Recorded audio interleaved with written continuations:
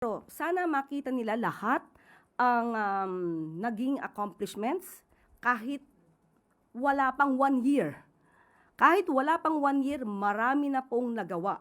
Nagkaroon na rin po ng freeze ng assets ng mga sinasabi nating maaaring sangkot sa flood control mess. So sana po ay makita nila ito at wag na masabing walang ginagawa ang gobyerno dahil wala pa 1 taon pero marami na po ang nagawa kung ikukumpara sa mga nakaraang administrasyon.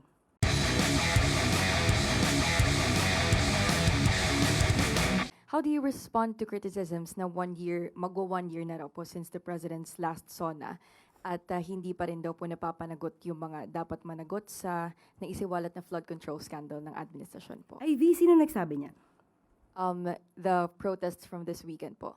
Itong The white- kahapon? yeah, the white right? ribbon. 20. Yeah. Okay. Siguro mas maganda po talaga makita nila yung mga updates kung ano ang nakikitang pagpapaimbestiga ng administrasyon. Hindi naman din po nagpapahinga ang Ombudsman, ang DOJ, pati ang DPWH para mapanagot ang lahat ng dapat na managot. Meron na po naman nasampahan na kaso. Meron na pong 2 na sasabihin natin na dating senador, kasalukuyang senador, na ngayon po ay nililitis. Although hindi natin sasabi na sila lahat ngayon ay guilty na dahil ito po ay depende sa magiging desisyon ng korte.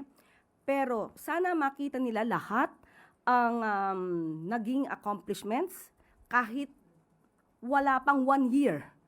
Kahit wala pang 1 year, marami na pong nagawa. Nagkaroon na rin po ng freeze ng assets ng mga sinasabi nating maaaring sangkot sa flood control mess. So sana po ay makita nila ito at wag na masabing walang ginagawa ang gobyerno dahil wala pa 1 taon pero marami na po ang nagawa kung ikukumpara sa mga nakaraang administrasyon. Sunod na tanong, Tina Maralit, The Manila Times. Good afternoon, Yusek.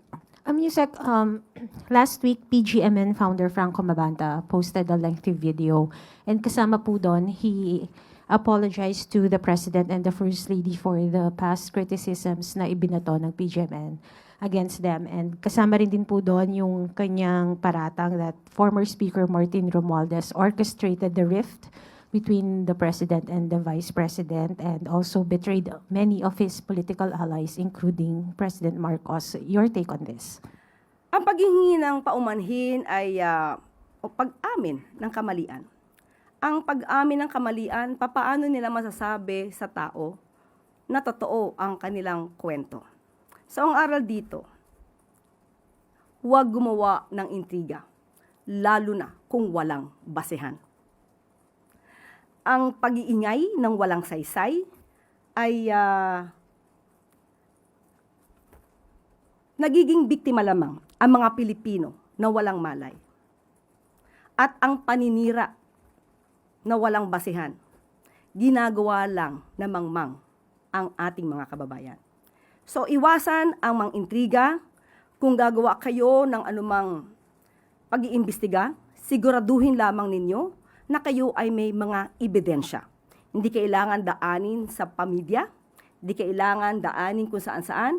Kung meron kayong ebidensya, sampahan nyo na agad ng kaso.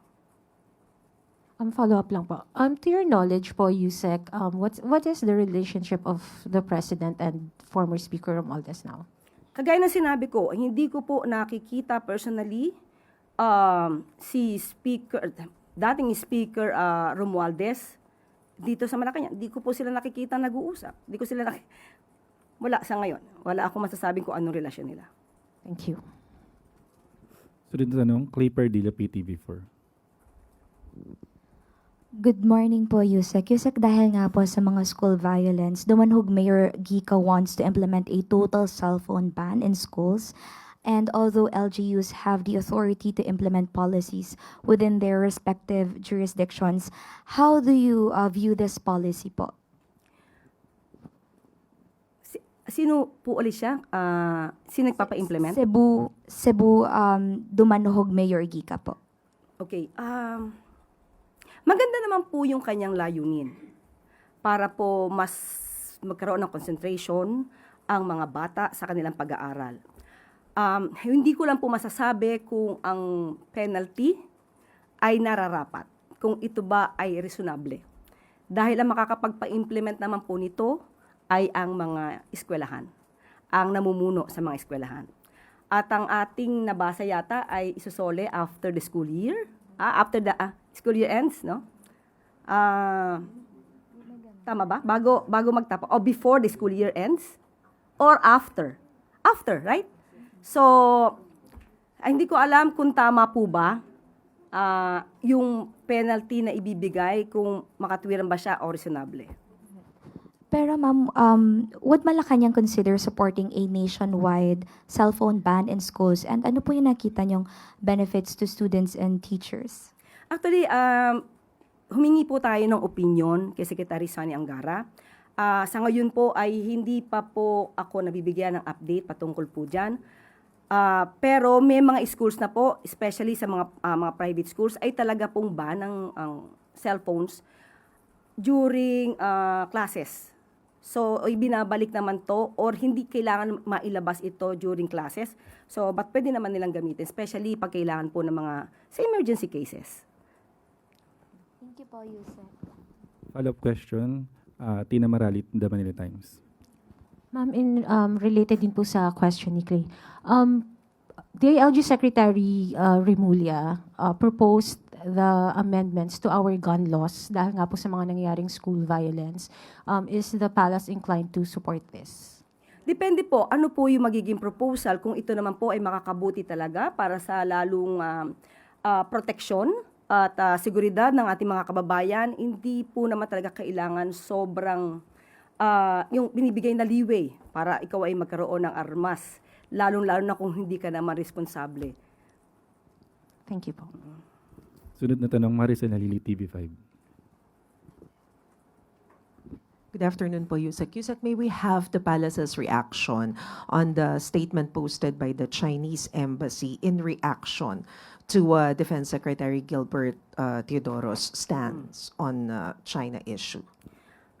Ulitin po natin, ang Pangulo po, ang direktiba po, patungkol po sa pakikipag-ugnayan sa ibang bansa, lalong-lalo po patungkol sa West Philippine Sea, dapat ay daanin sa diplomatikong pamamaraan. We could protect our rights, we could fight for our interests in a diplomatic manner. Yan naman po ang nais ng Pangulo. Wala naman po tayong provokasyon, wala naman po tayong aggression, at wala naman din pong pananakop na ginagawa ang Pilipinas kahit kanino mang teritoryo. Ang China, ang bansang China ay tumutupad sa kanilang batas at sa kanilang polisiya. Ganon din po ang Pilipinas.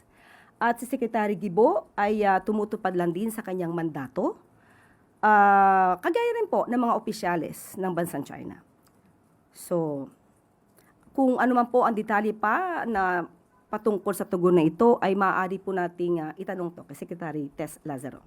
But at least can we describe the relationship now between the Philippines and China, considering na masyadong maanghang yung palitan ng salita ni na Secretary Gibo and as well as other Chinese officials? Sa atin po, sa parte po ng Pilipinas, itinuturing pa rin pong maganda ang relasyon ng ating bansa sa bansang China. So, hindi naman po nagkakaroon ng anumang rift o sigalot dahil lang sa mga mensahe ng ating Defense Secretary.